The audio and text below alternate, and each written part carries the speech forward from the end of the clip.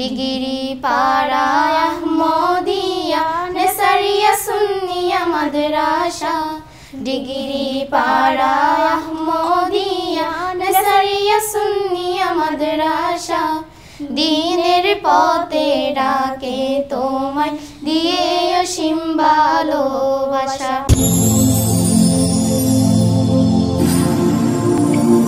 দেখো বাঁশখালী, দৃশ্যমান বাঁশখালীর প্রতিচ্ছবি। বাঁশখালীতে নিভৃতে শিক্ষার আলো ছড়াচ্ছে ডিগ্রিপাড়া আহমদিয়া নেসারিয়া সুন্নিয়া মাদ্রাসা কমপ্লেক্স।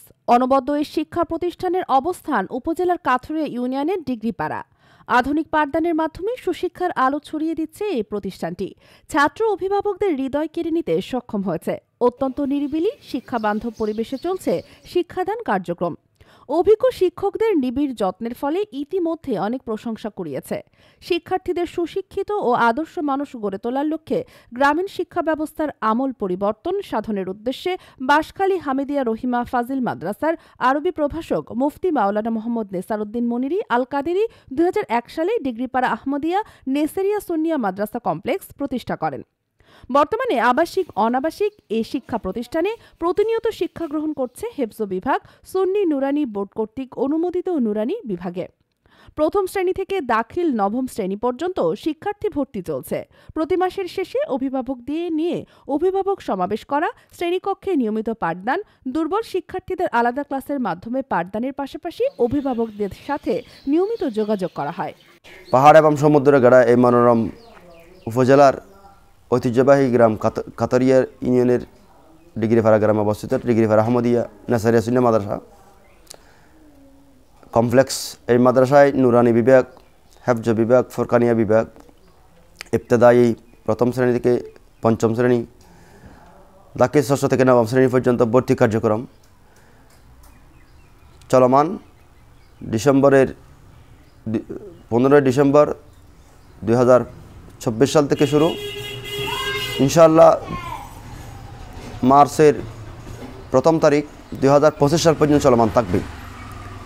এই ভর্তি কার্যক্রমের মধ্যেই আমি দেশবাসীকে আহ্বান করব, ইনশাআল্লাহ বিগত এই 2024 সালের শিক্ষাবর্ষ অভিভাবক এবং শিক্ষক শিক্ষিকা, ছাত্রছাত্রী, অভিভাবক অভিভাবিকা, এলাকার গণ্যমান্য ব্যক্তিবর্গ, সচেতন মহলের একটাই মন্তব্য, সেটা হচ্ছে ডিগ্রিপাড়া আহমদিয়া নেসারিয়া সুন্নিয়া দাখিল মাদ্রাসায় যথাযথভাবে শিক্ষা পরিবেশেই এই বছর অতিক্রম হয়েছে।